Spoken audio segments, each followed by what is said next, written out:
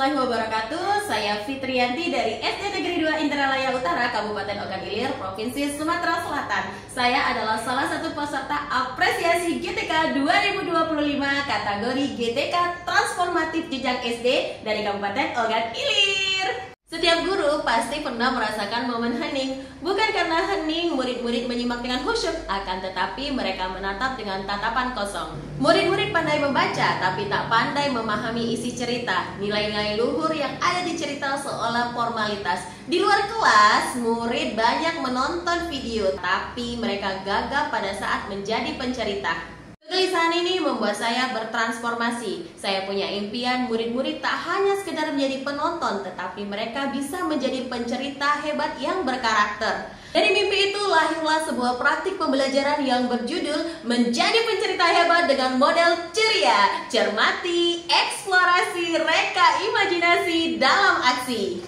Sebuah praktik pembelajaran mendalam untuk menumbuhkan karakter melalui fabel di kelas 2 SD Negeri 2 Indralaya Utara. 1. Situasi yang saya hadapi. Pembelajaran masih berpusat pada guru. Aktivitas belajar didominasi oleh metode ceramah dan penugasan satu arah. Saya bercerita, mereka mendengar. Saya memberi soal, mereka menjawab. Pemahaman masih bersifat permukaan, kemudian keterlibatan emosional yang rendah, dan keterampilan berpikir kreatif yang kurang terasa. Murid terbiasa menerima cerita sebagaimana adanya. Tidak ada ruang bagi mereka untuk berimajinasi, memodifikasi cerita, atau menciptakan karya turunan dari cerita yang mereka dengar. 2.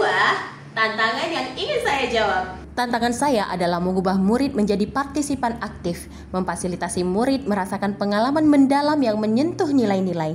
Kreativitas mereka harus difasilitasi secara terarah dan teknologi harus menjadi alat belajar bermakna. Puncaknya, karakter cerita harus menjadi cermin bagi murid agar nilai-nilai tertanam secara alami lewat pengalaman bukan ceramah. 3. Aksi lahirnya model ceria dan implementasi di kelas. Menjawab tantangan-tantangan tersebut, saya merancang sebuah model pembelajaran yang saya beri nama Ceria. Akronim ini bukan sekedar nama, melainkan representasi dari 4 tahapan sistematis yang bertujuan membawa murid dalam sebuah pertualangan belajar yang menyenangkan dan mendalam. Kegiatan ini saya laksanakan pada saat mata pelajaran Bahasa Indonesia, materi fabel. Hari ini kita akan belajar mendengarkan fabel. Tahap pertama, cermati. Saya tidak memulai dengan bercerita, tapi dengan menampilkan video animasi dari platform Ruang Murid. Saya beri pertanyaan pematik. Hari ini Ibu akan mengajak kalian menonton cerita fabel yang berjudul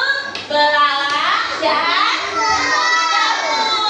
Tugas kalian adalah mencermati isi dari video itu, ya. Apa saja yang dilakukan semut setiap hari ketika musim panen dan apa saja yang dilakukan belalang ketika musim panen.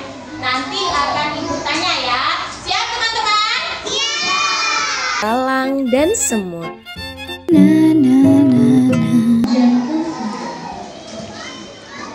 Belalang yang tidak Aku sangat lapar dan kedinginan. Ia sama sekali tidak tergerak untuk mengumpulkan makanan yang akan dimakan saat musim hujan tiba. Kedua, eksplorasi. Setelah mencermati, saatnya belajar sambil bermain. Dalam kelompok, mereka bermain game edukasi sederhana yang dibuat guru secara langsung dengan menggunakan Canva AI. Game edukasi sederhana ini disebut dengan Civitan Fitri. Mereka berdiskusi, menyeret gambar ke kotak, sifat rajin atau sifat malas. Konsep abstrak rajin dan malas pun menjadi sangat konkret bagi murid. Ya. Benar. Olahraga pagi, kira-kira olahraga pagi ini sifat rajin atau sifat malas? Rajin. Ketiga, reka imajinasi. Saya melontarkan pertanyaan pemicu. Bagaimana jika ceritanya berbeda? Bagaimana jika semut mau berbagi makanan dengan belalang? Ruang kelas menjadi riuh dengan ide-ide cemerlang. Mereka mulai menggambar akhir cerita versi mereka sendiri.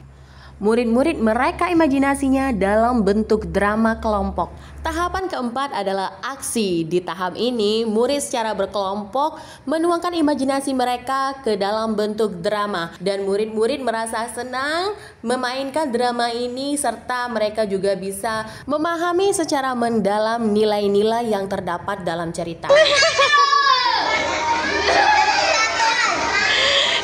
Selanjutnya, saya memberikan template 4 panel kosong untuk murid bekerja secara berkelompok untuk membuat fabel sederhana yang mereka kembangkan secara berkelompok. Ini masih bercerita tentang belalang dan semut, namun murid-murid secara berkelompok membuat alur cerita yang baru. Dengan demikian, murid-murid berimajinasi dan mampu menjadi pencerita cilik yang hebat. Oke, gimana cerita yang kalian buat? Siapa yang mau cerita? Oke, tunjuk gambarnya sambil bercerita. Gambar pertama. Mencari makan. Dia ingin membantu agar belalang tidak kelaparan. Iya, terus cerita yang keduanya? Semut mengasih belalang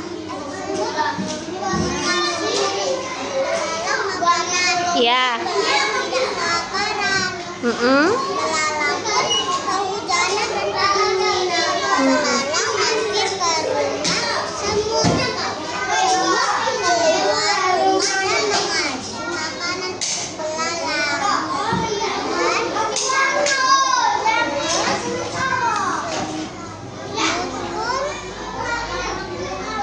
Wah, bagusnya. Silakan bercerita. Pada suatu pagi saya sedang bekerja mencari makanan dan belalang yang sedang bernyanyi. Semut berkata, "Belalang, ayo itu bekerja bersama kami." Belalang membantu. Tidak mau. Tibanya malam. Belalang pun kelaparan. Dia pun datang. Terus? Jadi belalang diberikan sup hangat oleh para semut. Sekian dari saya. Dari kami. Yeay, hebatnya. Yeay, bagus banget. Yang keempat, refleksi. Saya belajar bahwa peran terpenting seorang guru di era digital adalah sebagai arsitek pengalaman belajar. Tugas saya bukan lagi menuangkan air ke dalam gelas kosong, melainkan merancang sebuah taman bermain yang kaya akan sumber belajar agar murid-murid bisa mengeksplorasi dan menemukan pengetahuan mereka sendiri. Saya menyadari bahwa teknologi adalah akselerator, bukan pengganti. Ruang murid menjadi alat yang sangat ampuh ketika diintegrasikan ke dalam sebuah desain pedagogis yang matang. Tanpa alur ceria, video dan game tersebut mungkin hanya akan menjadi hiburan selintas.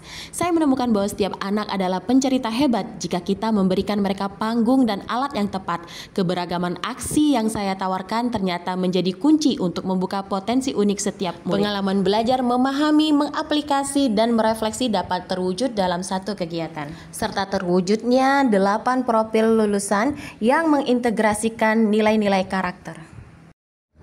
Sebuah praktik baik tidak akan berdampak luas jika hanya disimpan oleh si pempraktik itu sendiri. Oleh karena itu, saya melalui komunitas belajar SD Negeri 2 Indralaya Utara berbagi praktik baik pembelajaran saya. Baby ya, saya menggunakan video pembelajaran yang sudah disediakan dan sudah dipastikan kalau video pembelajaran yang ada di ruang murid ini adalah video pembelajaran yang sudah lulus kurasi, Bapak Ibu ya.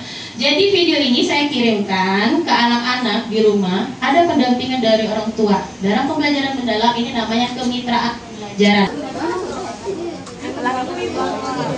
Asyik dan seru. Asik dan seru. Apalagi?